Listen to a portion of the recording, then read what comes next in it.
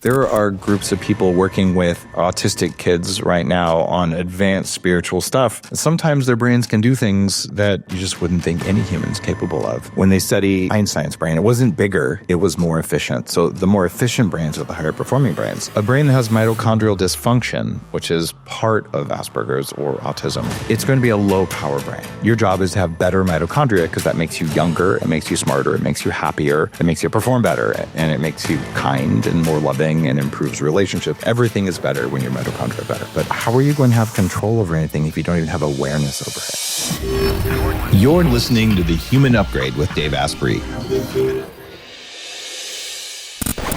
Welcome to The Human Upgrade AMA. These are questions submitted by our premium group, The Upgrade Collective. If you're watching this show right now and have a question for me that you'd like me to answer in a future video, please click the link to the Upgrade Collective page in the description and take a look at our membership. In the near future, we'll be adding even more to this membership, including an approachable monthly plan, so keep an eye out and enjoy the show. How do cold plunges and alpha lipoic acid impact health? With alpha lipoic acid, there's about a 4-hour window when it's really active. I think the half-life is 4 hours. So then if you really wanted to elevate your levels, you would take it every 4 hours. And some people use it for chelating mercury, and they suggest taking alpha lipoic acid every 4 hours, even waking up to do that. That seems a bit obsessive to me. But if you're trying to heal your liver with alpha lipoic acid, you'd want to be able to do probably multiple times a day. My guess is 3, maybe 4 times a day would be plenty to do it. And silymarin, very well established. I would probably add glutathione and calcium D-glucarate to that stack to make it really effective to get phase 1 and phase 2, and probably sulforaphane as well. And that's going to be a really comprehensive stack. And if you wanted to double down on liver health, you could add some ionic trace minerals and some caffeic acid. Oh, Danger Coffee. Probably a good idea. And there's pretty good evidence for caffeine having beneficial liver effects. So at least that's what I like to do. The other big thing for livers that isn't on everyone's radar is something called TUDCA. And back in the day, they used to really value bear gallbladders. Like they would kill bears just for their gallbladder, which is horrible. Well, it's because of TUDCA. So you could just take synthesized TUDCA, and I've been taking, 350 to 750 milligrams a day for a long time. I pulse it, but it's a really good way of creating healing in the liver. I also did some research, and I'm interested in the slope of the curve biology. This is the idea that how quickly a stressor turns on and how quickly it turns off drives massive change in the body, but slowly increasing something doesn't cause change at the same rate. So if you want to save time, you want to get your stimulation in quickly. And one of the ways that you can do that is, say, hot-cold therapy. Problem is, if you want to go into a really hot sauna, like 170, 180, or my son Lighton will get up to, this morning it was 162, it still takes like 20 minutes to get your body temperature up. And there's kind of a magic number of about 104 degrees Fahrenheit. This is a high fever, and you don't want to hang out there. But this causes all kinds of heat shock protein benefits for you. So you could slowly ramp up, but the faster you can do it, the more benefits you're going to get. So I thought, well, what transfers heat most effectively? Air, radiant heat, or contact? It turns out contact. So you could say, I want to use a hot tub. Problem is, the federal government limits the upper temperature of hot tubs to 104 degrees. And this is something I think they did about 2008. So it's not legal to buy a hot tub that can go above 104. And this is dumb. Because if you get your hot tub to 106 or 107, it'll take 10 minutes to raise your body temperature all the way up to 104 degrees. Now, if you hang out in there, you're going to get heat stroke and heat exhaustion, which would be dumb. So don't hang out in there. But it takes about 80 minutes of sitting in a 104-degree hot tub to get your body temperature up, which no one has time for that, and it sucks. Also, the slow ramp doesn't create massive waves of heat shock protein. So During summer here in Texas, my hot tub naturally goes 107. And when I get in it for 10 minutes, you feel so different. And then you do a cold plunge right afterwards. Or if I had it available, I'd have to drive to Upgrade Labs here. I would rather do cryotherapy. But regardless, you go up and then back down. And I did a bunch of research on PubMed and things like that. It turns out rapidly increasing your temperature increases your heat shock protein and growth hormone release a lot more. So what that means is if you have a hot tub, there's two ways that you can upgrade it. One is you put a resistor in line in your thermostat so that it misreads things. Or you could do what I just did. I ordered for about $35 a heater for hot tubs that you just plug in and you just let it sit in the water. So I'm just going to leave that running and I'm going to set it to 107 and it'll just keep the hot tub at 107, even though I have a hot tub that does all the other stuff. So will I be comfortable when I get in 107 degree water? No, it's just as uncomfortable as getting in ice water. You just deal with it. You get in and at 107, I'm going to be in it for maybe 7 minutes. And I don't do this alone in case I was to, in 7 minutes, get heat shock or something like that. And if you have cardiac issues, you don't want to do that. If you don't have cardiac issues, it's way more like doing aerobic exercise. So there's a protocol that says rapidly raise your body temperature and then do a cold plunge. And it's supported by anecdotal evidence and it's supported by research on the speed at which you raise the body's temperature. And it's very different than slowly raising your temperature. This might be why a super hot sauna could be better than a not hot sauna. But what we don't have research on is with a far infrared sauna, which we know detoxes way better, how rapidly that heats the tissues inside the body versus a hot sauna outside the body. I think the research is out on that, but we know that it heats you internally more, which probably activates more heat shock proteins. Haven't seen a strong study on it. So there you go. If you can get hot fast, you're better off. What else could you do? You might, before you hop in your sauna, have a piping hot cup of danger coffee because electrolytes are good for you in the sauna anyway, and heating your temperature with hot liquids can help. And if you want to be really crazy about it, you can make sure that you take your T3 hormone 15 to 20 minutes before you drink your coffee and get in the sauna so that your thyroid is upregulated. This goes way back in the early days before biohacking was a thing when I ran the nonprofit for longevity in the Bay Area near Stanford University. One of our members who was an electrical control system engineer for factories, he was in his 80s when he taught me this. He said there's something called set point theory. And this is that systems have these equilibrium points and you can change your body's set point. So his protocol was to take doses of T3 thyroid hormone, wear a parka, have your heaters up all the way, be in a sleeping bag for a week. Keep your body temperature above 102 degrees. And he said, if you do this, it's going to have all sorts of physiological benefits. And you do this if your normal body temperature is below 98.6. At the time, because I'd had chronic fatigue, I had Hashimoto's, toxic mold poisoning, and a bunch of other stuff going on, my normal body temperature was 96.8. And the enzymes in your body operate in a very narrow range of temperature. So he proposed doing this, and I did do it. It was horribly uncomfortable. And you don't want to mega overdose on thyroid hormone because it will give you rapid heart rate. You feel like you're going to die. It's a terrible feeling. But you can take a little bit of extra. I did this for a week. And after that, my body temperature reset. And it was closer to 98 instead of 96.8. So that meant that all the enzymes started to work in my body because a lot of enzymes won't work if they're too cold or too hot. So if you're always cold, you probably should get your thyroid checked. How would you check your thyroid? Well, you could go to axo.health and do the advanced longevity panel, which includes an advanced thyroid panel. So then you can just know, is it low or is it high? So there's a little mini course on the body set point if you have a very old protocol. Let's talk about selenium for a minute. Selenium is the most annoying of the metals to supplement other than maybe copper. And it's because low selenium is associated with all kinds of problems, but high selenium is associated with cancer risk. So you have to know where in the world do you live, and are you in a high selenium or a low selenium part of the world? Where I grew up in New Mexico, it's high selenium, and the risk is getting too much in your water.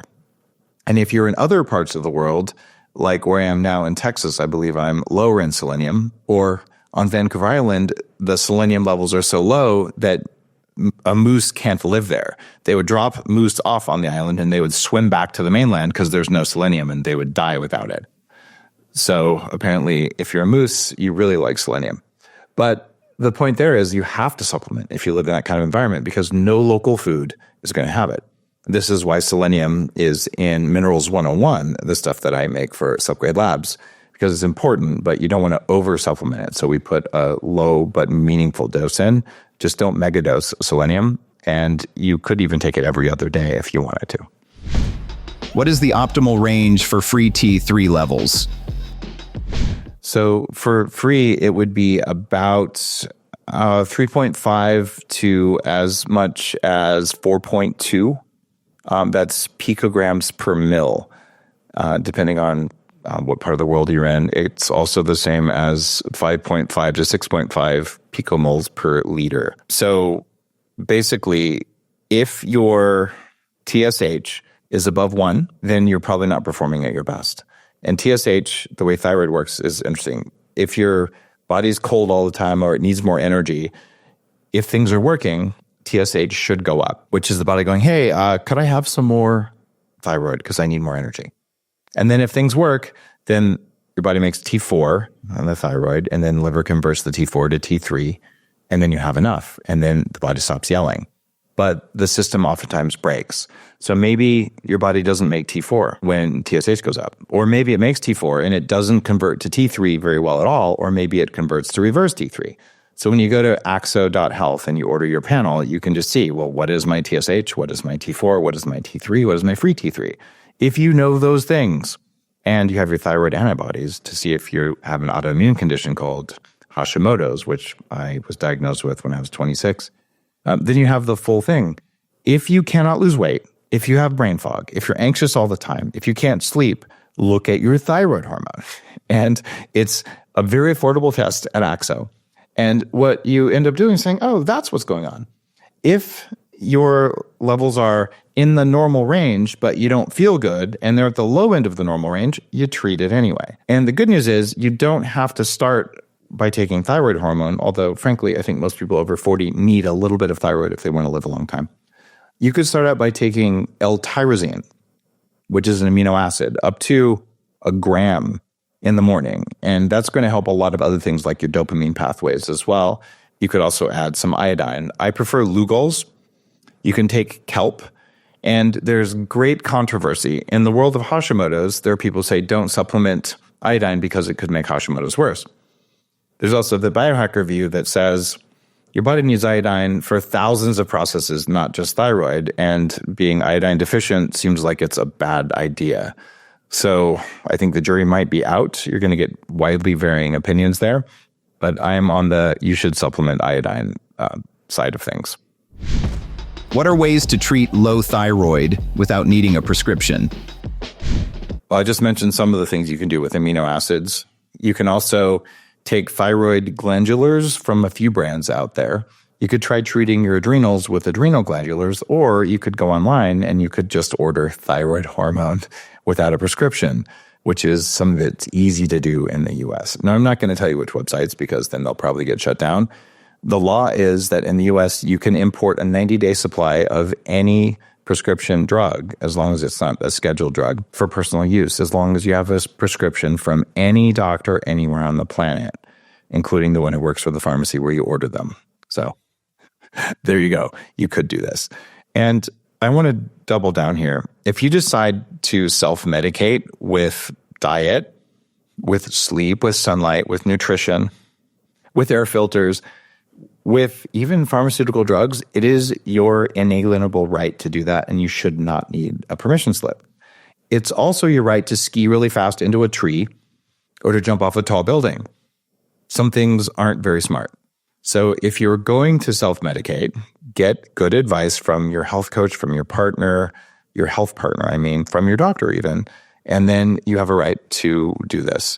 People typically start with 1/8 to 1/4 grain of thyroid. A grain is 60 milligrams. And I prefer to take the thyroid glandulars that are a mix of T4 and T3. The most famous of those is called Armour thyroid. Which is better between stem cells and exosomes? The answer is it depends. If you're in the continental United States and you're not doing your own stem cells, then, well, exosomes are your best bet. They're very cost effective. I just did a couple episodes on that.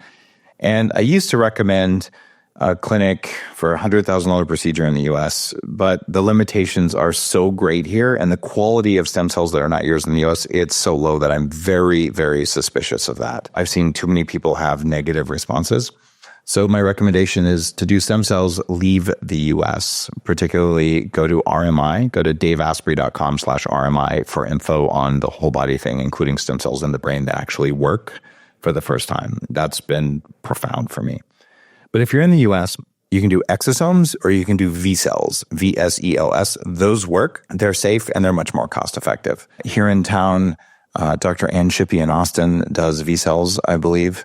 And there are a few other people like Dr. Todd who really invented V cell therapy in the US. So this is a kind of hybrid that's somewhere between doing stem cells. The problem in the US is that stem cells come from umbilical cords of all different qualities, and the people who make the stem cells in the US are not allowed to expand the stem cells. When I go to RMI, they take one umbilical cord and they expand it, and so they can test the hell out of it. And you can use it over and over and over. And your risk is limited to one person who's extensively tested. Very high quality stem cells as well, because they choose a healthy umbilical cord. When you go to the US, they literally have to buy all the umbilical cords, blend them all together, and you get what you get. And I don't think I know what I get. What are your thoughts on rapamycin for longevity? Rapamycin is a longevity drug.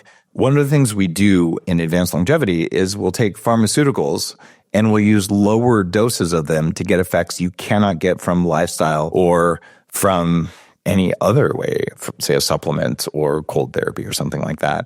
And rapamycin is a senolytic drug. Brian Johnson just announced that he stopped using it. And I don't use rapamycin either, except topically, rapamycin does wonders for your skin. I'm not on it now. I haven't been in a couple of years, mostly because I didn't refill my prescription. I don't like prescription drugs because they're hard to get.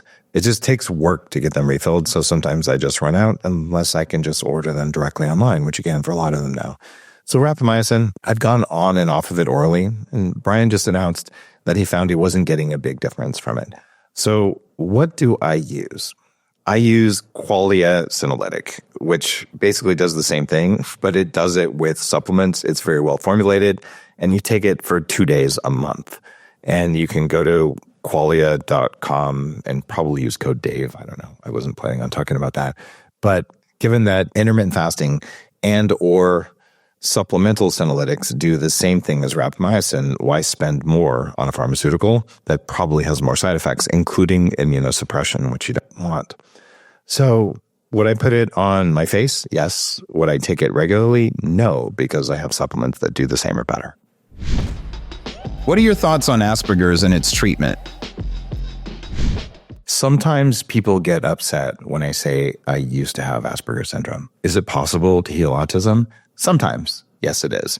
Here's what happens. When you're young, something happens that causes autoimmune neuroinflammation. What is the something? Just like with Alzheimer's disease, there isn't one cause. If you look at my interview with Dr. Dale Bredesen, The End of Alzheimer's Disease, he identifies 7 types of Alzheimer's. There are likely a corresponding number of causes or more for chronic neuroinflammation in babies. Sometimes it's toxic metals. Sometimes it's toxic mold. Sometimes it's other things like that. Sometimes it's genetic. Sometimes it's gut bacteria. Sometimes it's bacterial toxins like streptococcus. And other times it can be trauma that's misdiagnosed, especially pre- and perinatal trauma that isn't actually Asperger's syndrome. So how the heck would you go about solving this? Here's how to think about Asperger's. When the brain is developing a user interface to reality, this starts happening the moment after conception and especially in the first 2 years of life. The brain says, I have all these environmental inputs and I have to sort them out. Well, a brain that has mitochondrial dysfunction, which is part of Asperger's or autism, it's going to be a low power brain. And because of this neuroinflammation, all of the input signals are staticky.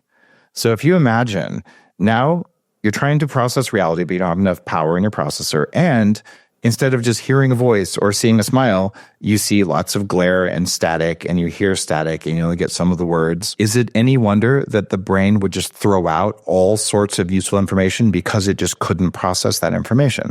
That's what happens. This is why I was duck-footed, why I had and mostly have overcome, but still have a few weird functional movement things, like my gait isn't exactly the way I would like it to be because my body never learned to crawl the right way when I was young. And I'd say I'm 90% of the way recovered from that. This is why eye contact can be different. This is why the lack of social cues and things like that is because the brain evolved without those being important enough given the amount of power that was there. So how would you go about reversing this? Well, step one would be restore mitochondrial function. And this is why mitochondria are at the core of biohacking. And this is why all of my books, including my cognitive enhancement book called Headstrong, which is probably the most important one to read if you or someone you love is on the spectrum, it's all about mitochondria. Turn the power back up in the brain. And now all of a sudden you have a high power processor, but you probably still have static on your lines.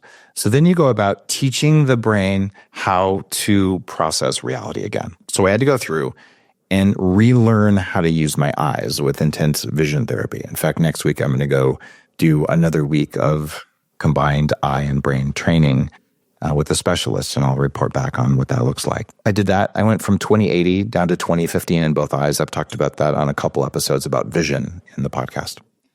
Then reprogramming your hearing. Well, it turns out I had small gaps in each ear where I couldn't hear, and they were mismatched. So what that meant was it was like I had potholes in each ear. And I went through, this was exhausting. And I had Mozart music made where the parts that my brain had a hard time hearing was missing. So the brain would strain to hear those. And over the course of a few months of listening to these horribly painful audio things, they were on CDs back when I did this, I reprogrammed my hearing. And then I had to reprogram my tongue. In fact, I had a tongue tie, which is very common. So I severed the thing underneath my tongue so that I could touch my tongue to my upper palate. I did breath work every morning for 5+ years. I did art of living and many other things. But the hardest part of overcoming something like Asperger's or autism is that everything below the neck, unless it's broken or bleeding, is worthy of ignoring. Because if you have neuroinflammation, you have chronic pain anyway, and you're never going to notice subtle emotions. They're just not present. So for me, it started out with heart rate variability training. With this, you actually learn what it feels like when your nervous system goes into sympathetic fight or flight, or when it's in parasympathetic. If you're on the spectrum, you're probably always in sympathetic, or at least most of the time. When I started doing this kind of training, listen to the episode with Roland McCready from HeartMath Institute to hear more about this. What I learned was that hundreds of times a day, my body would flip into fight or flight, and I didn't even know it. But once I started training with real-time feedback, it changed everything because all of a sudden I knew what it felt like. And then I didn't even need the device to say, oh, my body's going to sympathetic. Let me just flip the switch. So it turns out all humans have an unlabeled instrument cluster with buttons you can push that let you change your state. You just don't know what the instruments mean or what the buttons are or even that they're there. And you can learn these with feedback. I progressed from doing heart rate variability training into doing straight up neurofeedback. And this is one of the reasons that 40 Years of Zen exists, which is my brain upgrade school for senior executives, entrepreneurs, and professional athletes and celebrities and people like that up in Seattle. 5-day intensive program. I've spent 6 months of my life with electrodes glued to my head doing neurofeedback. It's also why if you go into an Upgrade Labs today, we have 32 locations in the process of opening, 8 locations open right now across the US and Canada. You can do 20-minute segments of neurofeedback as part of your membership. It's also why almost everything there increases mitochondrial function. So whether you're on the spectrum or not, your job is to have better mitochondria because that makes you younger, it makes you smarter, it makes you happier, it makes you perform better, and it makes you kind and more loving and improves relationships. Like everything is better when your mitochondria are better. So turn up energy, turn down static, retrain every system in the body, and learn how to feel emotions. I was doing some advanced coaching with a very intelligent, very successful entrepreneur who has Asperger's. And this was more relationship coaching. recently in my girlfriend Christina's We Deepen Love Mastermind. And I just had to straight up say, look, you're not congruent. And this is the challenge for people with Asperger's. Congruence is different than authenticity. Authenticity is when what you're feeling and what you're saying really match. And they match all the way through. And when you are on the spectrum and you haven't learned congruence, you will believe that what you're saying matches your inner state because you don't know your inner state. But people who have nervous systems that are perceptive will feel your nervous system, and they'll say things like, you feel like you're closed off, your heart is closed, you're unapproachable. And what's going on is people who have Asperger's, when they get some power back, well, your brain, it evolved to be able to process reality with very small amounts of energy. Now that you got your energy back, you have better information processing algorithms than almost any other human. This is why I can do some of the biohacking things, why I can recognize patterns far ahead of time, because my brain grew up in a state of lack, so that I had to learn how to just get every little drop of value from every electron my suffering mitochondria could make. And the gift of that is that a high-powered brain that's also efficient is going to be able to do things that a normal brain couldn't do. I don't recommend that path. If you can avoid Asperger's, it's better. But that's the gift of it. Problem is that makes it really good for us to run human emulation mode. And I absolutely did this in my 20s. I don't know if I've ever talked about this before, but I realized that if I was going to be successful in my career, I couldn't just know how stuff worked in the internet and in data centers and what became cloud computing and all that stuff. I was going to have to learn business. So every Thursday night, I would go to something called the Stanford Barn on the Stanford campus. And there was a networking group for the very first internet technology people out there, like when the browser was first invented and things like that. And I would go there. And for the first 6 months, I would stand in the corner and I would eat grapes and just watch people, because I was learning the patterns so I could learn the behaviors of business, because none of it was intrinsic to me. And at a certain point, I learned how to play the game, but I was still running human emulation mode. And with enough nervous system rewiring, enough somatic therapy, enough neurofeedback, enough heart rate variability training, and personal development work that includes traveling all over the world to study with gurus and things like that, it turns out that even if you have had Asperger's or autism, you can learn the subtle nuance of every single emotion, where it sits in your body, how it feels, what it is, and how to change it. So that's part and parcel to biohacking. It's control of your own biology. But how are you going to have control over anything if you don't even have awareness over it? So for me, the process of becoming aware of the subtle cues in my body also meant that once I was properly plugged in, instead of just acting plugged into my own body, that then I could sense other people, including things like empathy and compassion, and then even evolving those into equanimity, the ability to stay in my state. And one of the pieces of feedback that people will often provide for me is they'll say, "You're authentic." That just comes from great suffering and from doing all of this study to understand what's going on. And this conversation started because a member of the Upgrade Collective said, "Dave, what can you say to someone with Asperger's syndrome to get them to want to change? Because in that person's experience, they don't want to." Here's why. When your nervous system oftentimes goes into sympathetic drive, which happens because your mitochondria are on the verge, they're not working very well, you're always going to use your brain. The brain is a defense mechanism, so you have to deal with all the crap that's below the neck. And it's chaotic. And it's actually overwhelming when you're on the spectrum. Heck, if you're not on the spectrum, it's overwhelming half the time. So the more you live in your head, the less aware you are of your body, which actually just makes sense. So how do you convince someone with Asperger's to maybe take a look at that? First of all, in a kind way, you point out that maybe they're on the spectrum, because a lot of people don't know it. You say, maybe that's a thing. And if they feel judged or whatever, then you probably did it wrong, or maybe they just aren't ready. One of the things I've learned over the years is that I could go to a restaurant and I could stand on a table and stomp my feet And I could shout at people that the seed oils and MSG and sugar and corn syrup and artificial whatevers is bad for them. And all they would do is tell me to screw off. And that would be dumb. In fact, if you ever seen a food protester try and do that, like try to make people be vegan or something, you can only offer help to someone who wants help. So it's not your job to tell someone who's perfectly happy as an Asperger's person that they have to change, because it's their right to stay that way. My experience is that most people who are on the spectrum, deep down, we know something isn't quite right, but we're doing our best. And quite often our best is really fucking good. And we're running companies and we're making everything work, but it comes at a biological and an emotional and a spiritual cost. And there is a sense of ease and frictionlessness that comes from doing all of that reconnection work.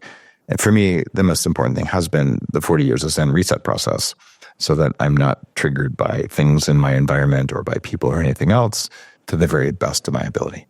When you get into the more spiritual side of things, there are groups of people working with autistic kids right now on advanced spiritual stuff. And sometimes their brains can do things that you just wouldn't think any human's capable of. And I would just say that there's always a gift whenever there's a challenge, and this can be a gift. It just takes a lot of work. And with what we know today versus what we knew 10 or 20 or 30 years ago, it's actually not that much work. We know how to get metals out. We know how to get mold toxins out. We know how to upregulate mitochondria. I mean, New York Times bestselling science book about the topic, and I got to write the thing. So we know how to do it. And it takes what for me was a 20-year journey down to probably 2 or 3 years of dedicated, focused work where you don't even believe what your body can do, you don't believe what your brain can do, or what your heart can do. It's all in there. What is the benefit of labeling emotions? One of the most powerful things, the first personal development event I ever went to, we did some really heavy-duty stuff. I just jumped in with both feet. So I knew I wasn't happy, and I tried being rich and lost the money. I wasn't happy either way. I tried being in a relationship, tried being in magazines. Nothing made me happy. Got a BMW, didn't make me happy. So I went to this thing out of desperation. It was called the Star Foundation. And one of the many different things we did was there were people hitting pillows with wiffle ball bats. This is like primal therapy, anger therapy or something. And I'm sitting there, I'm like, this is the stupidest shit I've ever seen in my life. Okay, I'm a computer science guy. This is irrational. And like, what is wrong with these people like wailing and hitting pillows? Except the sound of them wailing was something I could not handle. I'm like, I have to go outside. I just can't listen to these people doing all that stupid stuff. And so I went out and I actually sat in my car just so I wouldn't have to listen to it. And a couple of the facilitator therapists who were volunteering their time came out and like, what's going on? I'm like, this is stupid. And I can't stand being around the sound. I don't know why. And they said, well, let's go back inside. And this is hilarious. I'm a 30-year-old guy. I'm probably 280 pounds at the time. You know, I could probably have beaten up anyone in the room. So there is no actual lack of safety. But I'm sitting there on a beanbag. And these facilitators, who were very, very kind and put up with me, they took like pillows. I'm sitting on this beanbag, and they put pillows on the other side of me and put pressure on my body. Weighted blankets, anyone?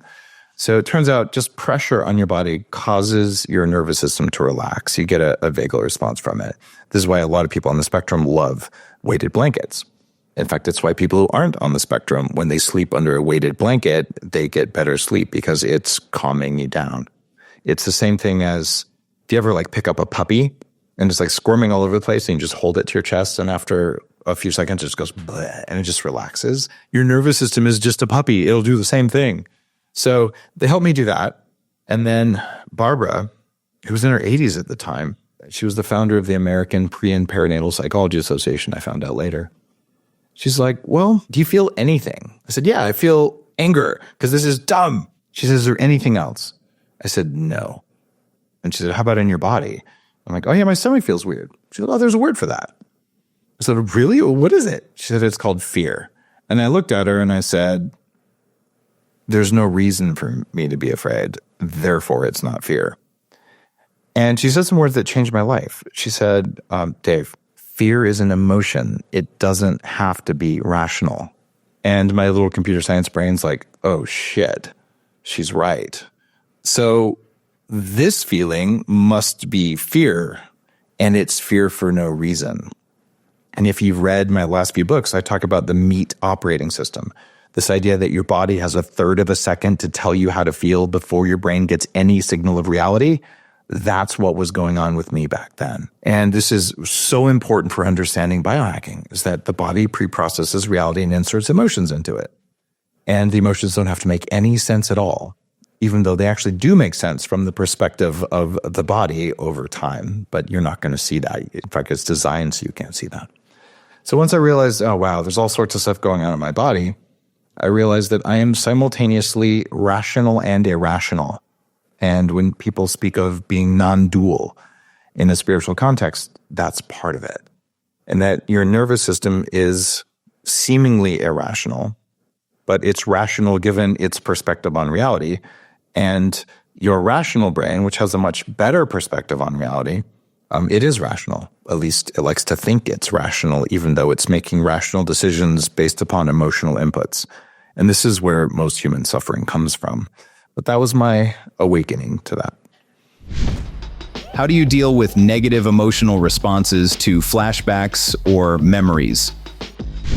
If you're doing something and you suddenly have a flashback or a vivid memory with an associated emotional response, that's just old trauma. What's going on is the body's threat detection systems. These are things that are very, very fast. They're designed to protect you before you can think.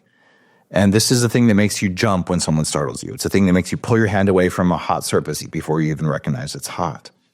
So they're running all the time. In fact, if you listen to my interview with the guy who wrote On Combat and On Killing, Lieutenant Colonel Grossman, one of the most profound episodes of The Human Upgrade, this is a guy who studied first responders and SWAT teams and looks at what they do when they go into what they call condition black, which is when a combat situation happens, their conscious mind blanks out and they default to training. And you can train the nervous system on what to do. So they're loading and unloading their guns. They're doing all these things without thinking. The same way, if you ever watch a professional athlete do something like table tennis or martial arts where they're moving faster than you could ever think, it's because they're not thinking. They trained it into their nervous system. So when we're walking around and just this vivid thought pops into your head about an unpleasant thing and you feel it, like in your gut, the hairs on the back of your neck or like jaw tension or something like that, what that is something in the environment triggered you because your body, without any input from your brain whatsoever, decided it was unsafe.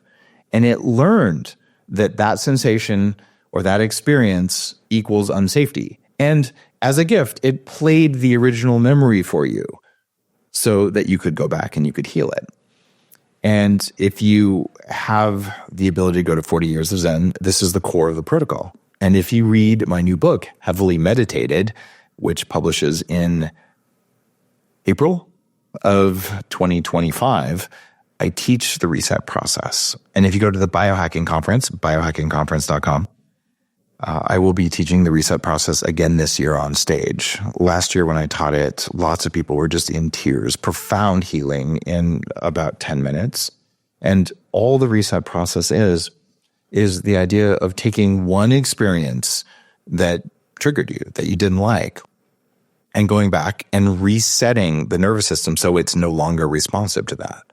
So most people that I know experienced at least some bullying, either physical or emotional. There's a reason Mean Girls is such a popular movie. There's a reason that so many entrepreneurs I've worked with at 40 Years of Zen are saying, yeah, I was bullied. Heck, I was bullied too. And the first time you get in a fight, every fiber in your body says you're going to die. And it's an absolute state of terror. And after you've been in 100 fights like I have, you realize you're not going to die and you calm down. But your threat networks still remember the first time that you got in a fight and some bullies, punching you in the face or whatever. And it creates a visceral response before you can think. In other words, your thoughts don't matter. You're already in the state. So years later, you're sitting in a meeting at work and someone walks in and their foot falls, the way they walk reminds your threat detection systems of the way the bully walked before he punched you in the face, you're not going to know that happened. It's very fast and very obvious, and it's meant to keep you alive as if your brain isn't in there. And it's going to fire your sympathetic nervous system. And maybe you have a thought of that you haven't thought of in a while, but you won't know unless you understand how this part of the body and the brain works. And it's so profound to understand that any time this weird memory pops into your head, write it down and do some meditation or some forgiveness or some EMDR or run the reset process on it. And everything in your life changes. What I found was hundreds of times a day, I was getting put into that sympathetic state. And step one, learn what that feels like. And for that real-time feedback on your heart rate variability, using the HeartMath Inner Balance Sensor is a good way to do it. Any somatic practice is going to do that as well. Just where you learn to feel things in your body and then going, okay, I got the feeling. Now what do I do about it? Before the book comes out, or just for anyone listening, what do special forces people do if they feel that they just got into that fight or flight? They do a box breath, and it's pretty easy. 4 or more seconds in, hold for the same number of seconds, breathe out for the same number of seconds, and then hold the breath empty for the same number of seconds. And if you do that 4 or 5 times, you'll go out of sympathetic state. If you want to do it faster, make your out breath twice as long as your in breath, and then you don't have to hold as long between. So you might breathe in for 4 seconds and breathe out for 8 seconds and hold for as long as you want at the top or the bottom. So those are very basic tricks to do it. But what you'll learn over time is that any emotion that you've ever had, whether it's the first time you held your child, playing with puppies, going for a magical walk in the forest at sunset, whatever it is, or the most visceral, painful, ugly things that have ever happened to you, you can replay any of those in the body. Notice I didn't say in your mind. You're not visualizing these things, you're embodying them. So this means if you're trying to re-experience something beautiful, to put yourself in a state of awe and gratitude and wonder and magic, what would you do? Well, think of the time you felt like that most, and instead of thinking about what it looked like, which is a small amount of what it was, think about what it felt like. What did it feel like in your heart, in your gut, in your perineum? What did it smell like? What did it taste like? What were your muscles like? Were you smiling? Was there tension? Could you feel a breeze? Were you sweaty? Was it hot? Was it cold? Bring in every one of the senses, with vision being the least important of them all. And if you do that, your body will go into that state reliably. So you can trigger a sense of fear and upset and anxiety and rumination, or you can turn it off by just going to that other place. And it helps to do breathing exercises while you go to the other place. And this is a fundamental thing. You can replay anything, just like you go to Spotify and pick a playlist. Just most people don't know they can do that. Yes, you could go to your happy place, but I would have said I'm going to my happy place. But if you're traumatized, if you've been bullied, if you had rough parenting, by the way, this is almost all of us, even though our parents did their very best. Most parents make a lot of mistakes because their parents made mistakes and their parents made mistakes, and the world can be an ugly place over multiple generations. So your happy place may not be as happy as you think it is. When I first started doing this, one of the exercises was go to your happy place. And my happy place was all by myself at the top of the tallest mountain with no trees and no water or anything else, because then I could see all the threats. It's amazing how much you can heal, right? So is your happy place really happy? Because what I was doing was I was thinking of a happy place instead of looking for the time when my nervous system felt most peaceful and fulfilled and happy and full of wonder and joy and kindness and juiciness. And that's the feeling. The easiest way to tap into this for a lot of people actually is through the, we'll call it Eros energy, or through erotic energy. When people at 40 years of Zen are doing this deep reset process with electrodes on their heads, for a couple hours and going through this with the facilitator, sometimes you hit the wall. And like, I can't breathe anymore. My nervous system won't do this. I don't know how to go to my happy place. I'm like, great. Take 5 minutes, have a fantasy. And so they'll sit there and have whatever fantasy. I don't want to hear about it. And magically, their brainwaves go back into expansiveness and to gratitude and joy. And then they stop and they go back to doing the reset because it literally turns your brain back on. So this is a way that a lot of people access really deep states of healing, of catharsis, of spiritual healing. And there's a chapter about that in Heavily Meditated, my new book as well. In fact, this is a little controversial, but if you look throughout history, there is a correlation between the cost of energy and the amount of slavery in the world. When energy is very expensive, there's a lot of slaves. When energy is very cheap, there's a lot of freedom. And this is why, as a humanist who very much cares about nature and the environment, I think we have a moral obligation to make sure that energy is abundant and to do it in a way that is as low impact on the environment as possible. But I'm unwilling to give up human freedoms and create a place where everyone has to walk because it's too expensive to drive a car, because that isn't the kind of world that any of us thrives in. So abundant energy equals abundant freedom and abundant happiness, which is why affordability matters. How does oxytocin affect the brain and body? Oxytocin is the love hormone, the happiness hormone, some people will call it, although that's debatable. And it's something that comes from human touch, from an 8-second hug, from intimacy, from community. If you look at the biohacking F words that I've been teaching, it's what the nervous system does before you have a chance to think. All life on earth does this. Number one is fear. If something's scary, run away from, hide, or kill it. And so this is why you jump away from a tiger before you think about it. Fear, and then food, eat everything. And then we'll say fertility, it's another F word. Make sure the species reproduces. So these are your urges that happen before your brain even gets a chance to think. And then when you get the urge, your brain will say, that's a really good idea. It'll agree with the urge. But the next one is friend or community. And it turns out, and after friend is forgiveness or evolution. But it turns out every one of those is a source of nourishment. Instead of fear, peace, which is the true opposite of fear, that is a place of nourishment and recovery for the body. Instead of hunger, we have nourishment for food. And then when it comes to the whole fertility side of things, there's sacred, empowering, recharging intimacy, and then there's porn or whatever.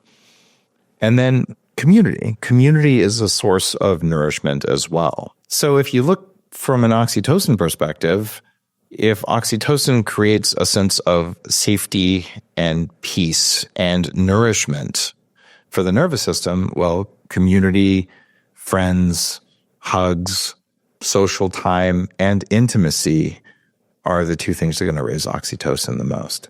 It also just so happens that if you're exposed to neurotoxins like toxic mold, the way I was growing up, your oxytocin levels will be measurably lower than they ought to be. So you will not get the oxytocin kick that you would normally get. So it takes you even more physical touch. If your love language, like mine, is physical touch, there's a pretty good chance you're lower in oxytocin than average because your body's craving more touch to get more oxytocin. It's why I invite hugs from people that I trust. So what would you do? One thing you could do is measure your oxytocin. I believe it's either a saliva or a urinary panel. It's been a long time since I measured my oxytocin. If you look back on the podcast episodes, I interviewed Dr. Love, also known as Paul Zak, about oxytocin. And he actually was able to reduce the amount of blood tests that he did because he could use heart rate variability as a predictor of your oxytocin levels. In other words, higher oxytocin equals higher heart rate variability in humans. So if your heart rate variability when you wake up is low, that's your readiness score on Aura or Ultrahuman or Whoop or whatever you're using. Well, maybe you need some oxytocin. One thing you could do is you can get an oxytocin troche, which is basically a lozenge, or you can get oxytocin as a nasal spray. And if you are low in it and you do that, you might find this amazing sense of wonder and connectivity that you're missing. If you're on the spectrum and you were to do this test, the odds of you being lower in oxytocin are pretty high. So what would you do? Maybe you should get some oxytocin nasal spray and see if it lowers inflammation, which it does in clinical studies. Or you could just make sure that you get more hugs, more snuggle time, get a dog. And strangely, As far as I can tell, I don't think cats raise oxytocin in most people, but cat lovers are already triggered. By the way, I just have to say this. The two easiest to trigger groups of people are people who love kale and people who love cats. And I don't know what the correlation is, but I know there must be one. Is kale okay to eat? It's time for a confession. Back in 2013, when I wrote The Bulletproof Diet, this is a book that has helped people lose millions of pounds of weight over the years. It's been published in about 20 languages, and it was the first major book on intermittent fasting, the first book on cyclical clean keto. If you're taking collagen or MCT oil or putting butter in your coffee, that's all Bulletproof Diet that introduced those concepts to the world and why they work and why they do something different. But there was so much demand for kale that when I published the cookbook, I yielded to popular demand, and I did put kale in some recipes. I did warn that kale was higher in oxalate, and that what you wanted to do was to boil the kale and pour out the water and ideally put some calcium in the water. And that if you did that, kale could be safe to eat. And there's even a couple kale salads. I'm like, well, if you don't eat very much of it. Where I am today, I do not eat high oxalate foods. In chapter 1 of the Bulletproof Diet, it introduced some other very important concepts that are now well understood or well known. I talked about 5 types of toxins that are likely causing problems for you. It could be one of them. It could be a combination of them. But if you don't know they exist, you're just wandering around in the wilderness and it feels random when you don't feel good. And the toxins were phytic acid, which sucks minerals out of your body, oxalate, which also sucks minerals out of your body and forms razor-sharp calcium crystals in your mitochondria, in your nerves, in your muscles, on your bones, in your skin, and all sorts of other uncomfortable places. There was histamine, which comes from bacterial degradation of proteins. There was mycotoxin, which comes from fungal breakdown of proteins and carbohydrates. And the final one was, off the top of my head, I believe it was omega-6 fats. That seems right. Could have been heavy metals. I don't remember right now off the top of my head. But oxalates, they're in beets, they're in raspberries, they're in almonds, they're in cashews. And it turns out even eating way too much collagen can stimulate oxalate formation. So does toxic mold exposure. So I did control for oxalate in the Bulletproof Diet, but I didn't control enough. And if I was to go back and redo that book, I would take out the kale recipes because kale is gross. You might not know this. It's on my Instagram. But the Kale Marketing Association was created. It's kind of a fake organization that was created by a PR firm to increase sale of kale. And until that happened, somewhere around 2012-ish, the largest buyer of kale was Pizza Hut to put it as a garnish on the salad bar. And they convinced everyone to eat it. They seeded it with celebrities like Beyonce. And why? I have no idea. But kale never was a superfood.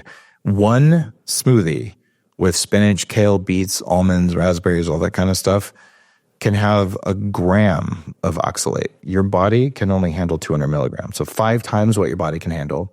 And the beginning lethal dose of oxalate is 5 grams per day. So 20% of the beginning lethal dose.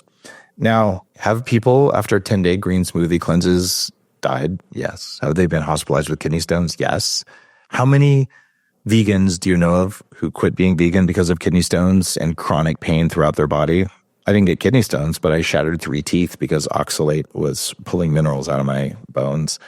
If you ever wonder why I take vitamin Dake, why I make it, vitamindake.com, and I take Minerals 101, it's because having mineral sufficiency in your bones and in your mitochondria is foundational for longevity, for human consciousness, for human performance, and just for feeling good. And oxalate will steal it. And this is why kale is not food. I also should say, as I wrote in the blog post 10 years ago, if you're going to eat kale, lacy kale is the worst kale, and dino kale with less frilly parts has lower oxalate. And if you feel called to eat this stuff, boil it, pour out the water, and add some calcium. If you're not allergic to dairy, add some raw A2 dairy, get the calcium in there so at least the razor-sharp crystals form in your gut instead of in your kidneys. Or eat arugula. It doesn't have oxalate, and it's better for you anyway. How can I help teach my kids to regulate their nervous system? When my kids were growing up, one of the coolest things I was able to do was play the Magic Fairy breathing game with them. And what this was, I took the heart math inner balance sensor and I clip it to a 4-year-old's ear and say, look at the phone. They love to look at phones. Make the light turn green. And it teaches you how to breathe, and it teaches you how to do something to your nervous system while you're breathing. And how many times have you ever told a 5-year-old to take a deep breath? If you're a parent, they go, you're like, no, that's not a deep breath. Once they've played this game for a little while, take a deep breath, I go, it actually teaches them how to breathe. And I think it has done wonders for helping my kids when they're very young, just learn how to do a little bit of a better job of regulating their nervous systems. And God knows being a kid is hard enough. So I like to think it helped, but how would I ever know? See you next time on the Human Upgrade Podcast.